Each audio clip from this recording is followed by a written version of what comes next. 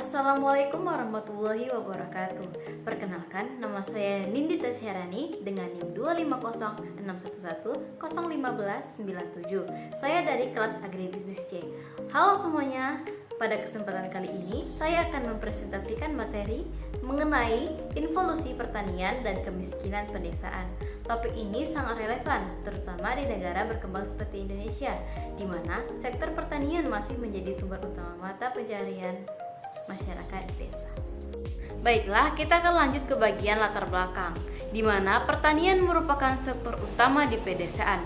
Namun, dengan meningkatnya jumlah tenaga kerja, tidak selalu meningkatkan produktivitas sebuah tanaman, sehingga munculnya involusi yang berujung pada kemiskinan.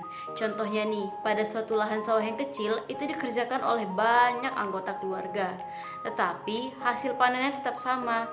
Jadi walaupun dikerjakan oleh banyak keluarga, tetapi tidak menambah jumlah luas hektar atau lahan, itu hasilnya akan tetap sama.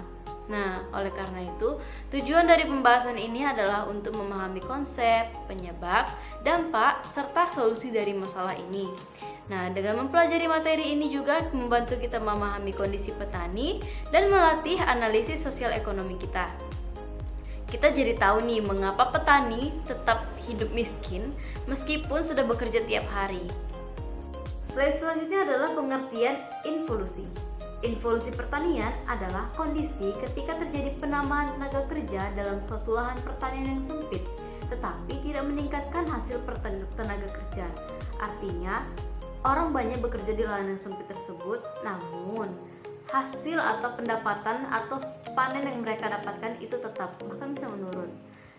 Selanjutnya adalah ciri-ciri penyebab terjadinya involusi pertanian. Itu seperti lahan yang sempit, tenaga kerja yang berlebih, teknologi yang rendah, dan juga produktivitas yang stagnan.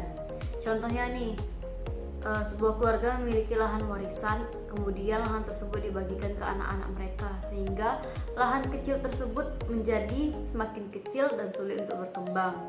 Apalagi mereka mengerjakan satu keluarga dalam lahan yang sempit itu.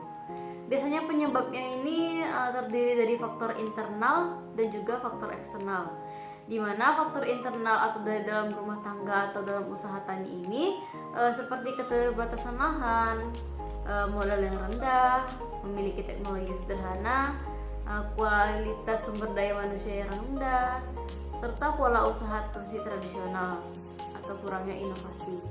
Contoh pada faktor internal ini seperti petani tidak memiliki modal untuk membeli pupuk ataupun alat modern.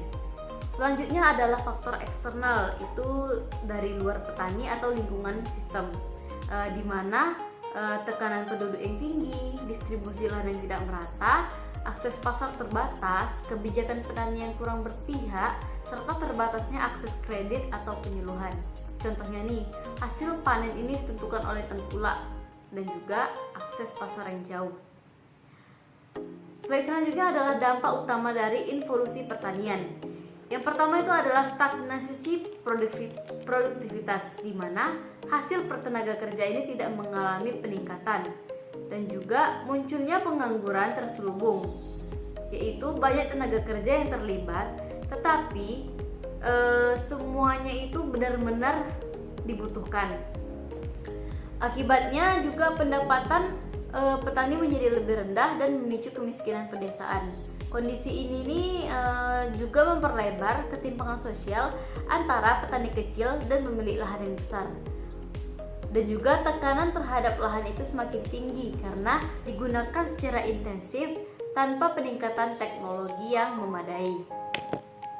Contohnya nih ya, banyak anggota keluarga yang ikut ke sawah, tapi sebenarnya tidak semua dari mereka itu dibutuhkan, karena hanya memiliki lahan yang sempit dan tidak diperluas kembali. Itulah yang menyebabkan involusi pertanian itu terjadi. Saya selanjutnya adalah membahas tentang penanganan pada involusi pertanian, di mana pada involusi pertanian ini perlu dilakukan secara menyeluruh. Yang pertama itu melalui modernisasi pertanian dengan menggunakan penggunaan teknologi agar produktivitas pertanian ini meningkat.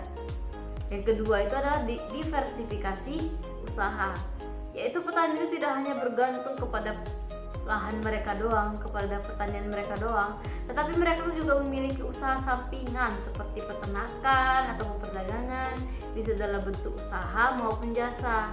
Yang ketiga itu adalah reformasi agraria. Reformasi agraria ini bisa digunakan untuk mengatasi ketimpangan kepemilikan lahan dan juga peningkatan kualitas sumber daya manusia. Petani itu juga perlu belajar agar mereka mampu mengadopsi inovasi. Yang terakhir itu adalah perlu dukungan akses modal dan juga kredit. Pastinya ya, modal dan kredit ini pasti berguna untuk membeli pupuk pertanian maupun membeli teknologi ataupun alat-alat dalam bertani. Setiap itu juga memiliki akses pasar agar hasil pertanian yang dimiliki mereka itu bernilai ekonomi yang tinggi. Di slide selanjutnya kita akan membahas mengenai kemiskinan pedesaan. Jadi slide selanjutnya ini membahas pengertian kemiskinan pedesaan. Jadi kemiskinan pedesaan ini adalah kondisi ketika masyarakat desa, khususnya petani, itu tidak mampu memenuhi kebutuhan dasar hidupnya seperti pangan, sandang, dan papan. Hal ini tidak hanya disebabkan oleh rendahnya pendapatan, tetapi juga karena keterbatasan akses terhadap sumber daya seperti lahan, modal, pendidikan, dan juga teknologi. Kemiskinan ini bersifat struktural, yang artinya itu kemiskinan ini dipengaruhi oleh sistem sosial dan ekonomi yang tidak merata, serta memiliki sifat multidimensi karena mencakup berbagai aspek kehidupan. Contohnya nih, petani ini tidak mampu membeli pupuk atau benih berkualitas untuk bertanam dia. Serta anak petani ini sulit melanjutkan untuk pendidikan. Mereka memiliki rumah tidak layak huni dan juga selanjutnya adalah bergantung pada tengkulak untuk menjual hasil panen. Kalau dilihat dari konsep kemiskinan ini tidak hanya bisa dilihat dari pendapatan saja, karena kemiskinan ini bersifat multidimensi dan juga dipengaruhi oleh faktor sosial, ekonomi, serta struktur yang ada di dalam masyarakat. Selanjutnya adalah ciri-ciri kemiskinan pedesaan itu seperti kayak pendapatan yang rendah, pendidikan yang rendah, keterbatasan akses layanan dasar, serta ketergantungan pertanian, dan juga kerentanan terhadap risiko. Jadi di slide selanjutnya itu kita membahas mengenai jenis kemiskinan. Jadi jenis kemiskinan ini dapat dibedakan menjadi 3. Yang pertama itu absolut, relatif, dan struktural. Yang pertama adalah kemiskinan absolut. Jadi kemiskinan absolut ini adalah kondisi ketika seseorang tidak mampu memenuhi kebutuhan dasar seperti makanan, pakaian, dan juga tempat tinggal. Contohnya, ada keluarga petani yang penghasilannya itu tidak cukup untuk makanan sehari-hari mereka atau memperbaiki rumah mereka yang tidak layak huni. Yang kedua itu adalah kemiskinan relatif. Kemiskinan relatif ini adalah kemiskinan yang dilihat berdasarkan perbandingan dengan kondisi orang lain di sekitarnya. Contohnya nih, seorang petani ini mungkin masih bisa memenuhi kebutuhan dasar mereka. Tetapi jika dibandingkan dengan petani yang lain yang lebih maju, tingkat kesejahteraan mereka itu jauh lebih rendah. Yang ketiga adalah kemiskinan struktural. Kemiskinan struktural ini kemiskinan yang disebabkan oleh sistem atau struktur sosial yang tidak adil. Contohnya ini petani kecil yang tidak memiliki lahan yang luas atau akses ke pasar akan tetap sulit berkembang karena sistem yang tidak mendukung mereka. Dari ketiga jenis tersebut, kemiskinan struktural yang paling sering terjadi di pedesaan karena struktural ini berkaitan dengan kebijakan, distribusi sumber daya, serta akses yang tidak merata. Berikut adalah penyebab terjadinya kemiskinan pedesaan. Jadi kemiskinan di pedesaan ini bisa disebabkan oleh berbagai faktor seperti keterbatasan lahan, rendahnya akses modal, pendidikan yang rendah, infrastruktur yang kurang memadai, serta ketergantungan pada kondisi alam. Contohnya nih, jalan desa itu yang sering rusak sehingga membuat petani sulit untuk menjual hasil panen mereka. Jadi mereka itu menaruh harga yang lebih rendah. Kemudian itu adalah dampak dari kemiskinan. Jadi dampak dari kemiskinan ini bisa dilihat daripada rendahnya kualitas hidup, gizi yang buruk, terbatasnya akses pendidikan, serta meningkatnya urbanisasi. Contohnya aja nih, banyak anak muda desa yang memilih merantau ke kota karena tidak bisa melihat peluang yang ada di desa. Mereka tuh lebih memilih merantau ke kota karena dengan hidup di kota itu bisa menjamin masa depan mereka. Di slide selanjutnya nih kita akan membahas lingkaran kemiskinan. Lingkaran kemiskinan ini adalah menggambarkan kondisi di mana masyarakat ini sulit keluar dari kemiskinan karena adanya siklus yang terus berulang. Nah, proses ini nih biasanya dimulai dari pendapatan yang rendah. Karena pendapatan yang rendah, masyarakat ini tidak memiliki cukup tabungan atau investasi. Akibatnya, mereka tidak mampu membeli teknologi yang lebih baik atau meningkatkan usaha mereka. Selanjutnya itu ada karena teknologi yang digunakan masih terbatas. Nah, maka produktivitas yang mereka hasilkan juga masih rendah. Petani yang masih menggunakan alat tradisional itu pasti akan menghasilkan panen yang lebih rendah dibandingkan dengan petani yang menggunakan teknologi modern. Jadi produktivitas yang masih rendah ini kemudian kembali lagi menyebabkan pendapatan ini tetap rendah. Sehingga siklus ini pun terus berulang tanpa adanya perubahan yang signifikan. Dalam kehidupan sehari-hari kita bisa melihat pada contoh petani yang tidak mampu membeli pupuk ataupun alat modern. Oleh karena itu hasil panen dia pun sedikit. Jadi pendapatan yang diperoleh juga kecil sehingga ia tidak bisa menabung ataupun berinvestasi. Akibatnya tuh pada musim berikutnya kondisi itu pasti tetap sama dan tidak ada peningkatan sama sekali. Inilah disebut sebagai lingkaran kemiskinan, yaitu kondisi yang membuat seseorang, kelompok ataupun masyarakat itu terjebak dalam kemiskinan secara terus-menerus. Oleh karena itu diperlukannya intervensi dari luar seperti bantuan modal, teknologi, ataupun kebijakan dari pemerintah untuk memutus siklus tersebut. Selanjutnya itu ada slide untuk mengatasi kemiskinan. Jadi untuk mengatasi kemiskinan ini yang pertama itu diperlukan strategi seperti peningkatan akses pendidikan, pemberdayaan petani, penyediaan modal, serta pembangunan infrastruktur dan juga diversifikasi usaha. Contohnya nih, petani ini mengikuti pelatihan dan juga memulai membuka usaha sampingan seperti usaha olahan hasil pertanian maupun berdagang. Jadi pemerintah ini juga harus berperan dalam menyediakan kebijakan seperti bantuan ataupun infrastruktur. Sementara masyarakat juga harus aktif berpartisipasi dan juga berinovasi.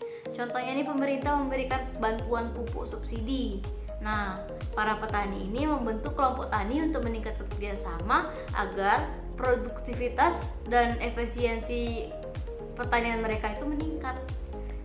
Selanjutnya itu saya mengambil contoh kasus involusi pertanian kemiskinan pedesaan di Indonesia dapat dilihat jelas di Pulau Jawa, khususnya pada sektor pertanian padi.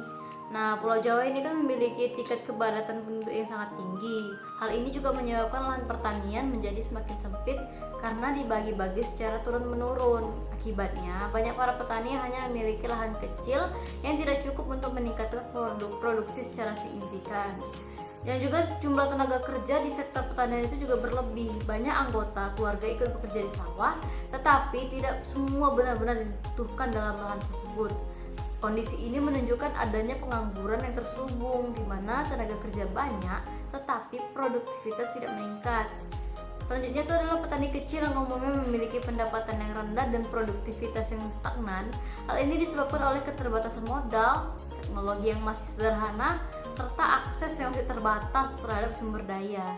Masalah lain yang sering terjadi adalah ketergantungan pada tengkulak.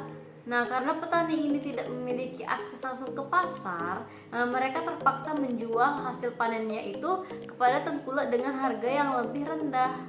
Akibatnya, keuntungan yang diperoleh pun diperoleh petani itu menjadi sangat kecil. Dalam kehidupan sehari-hari kondisi ini bisa kita lihat pada petani yang bekerja keras sepanjang musim, tetapi hasil yang didapat itu hanya cukup untuk kebutuhan sehari-hari. Bahkan ketika harga turun atau terjadi gagal panen, itu mereka bisa mengalami kerugian yang sangat-sangat besar. Mereka mengalami kerugian 2 kali lipat. Dari kasus ini pun terlihat bahwa involusi pertanian ini dan juga kemiskinan pedesaan di Indonesia ini saling berkaitan dan dipengaruhi oleh berbagai faktor, baik dari dalam maupun dari luar, sehingga membutuhkan solusi yang menyeluruh agar berkurangnya involusi serta kemiskinan pedesaan di Indonesia. Sebagai penutup, dapat kita pahami bahwa involusi pertanian bukan hanya sekedar fenomena ekonomi, tetapi juga merupakan masalah struktural yang berdampak luas terhadap kehidupan masyarakat pedesaan. Ketika jumlah tenaga kerja terus bertambah tanpa diimbangi dengan peningkatan produktivitas ataupun lahan, maka yang terjadi adalah stagnasi, bahkan penurunan kesejahteraan petani. Kondisi ini juga kemudian berujung pada multidimensi, tidak berkaitan dengan rendahnya pendapatan, tetapi juga keterbatasan akses terhadap lahan, pendidikan, teknologi, dan juga pasar. Lebih dari itu, kemiskinan ini membentuk lingkaran yang sulit untuk diputus, sehingga petani terus berada dalam kondisi yang sama dari waktu ke waktu. Melalui contoh kasus di Indonesia, kita dapat melihat bahwa permasalahan ini nyata terjadi dan dipengaruhi oleh beberapa faktor, baik itu internal maupun eksternal. Oleh karena itu, solusi yang dibutuhkan tidak bisa parsial, melainkan harus komprehensif. Pemeran pemerintah ini juga sangat penting dalam penyediaan kebijakan, infrastruktur, serta akses terhadap sumber daya. Namun di sisi lain, masyarakat juga harus aktif beradaptasi, berinovasi, dan juga bekerja sama untuk meningkatkan kesejahteraannya. Dengan demikian, upaya untuk mengatasi involusi pertanian dan kemiskinan pedesaan bukan hanya tanggung jawab satu pihak saja, tetapi merupakan tanggung jawab bersama untuk menciptakan sistem pertanian yang lebih produktif, adil, dan berkelanjutan.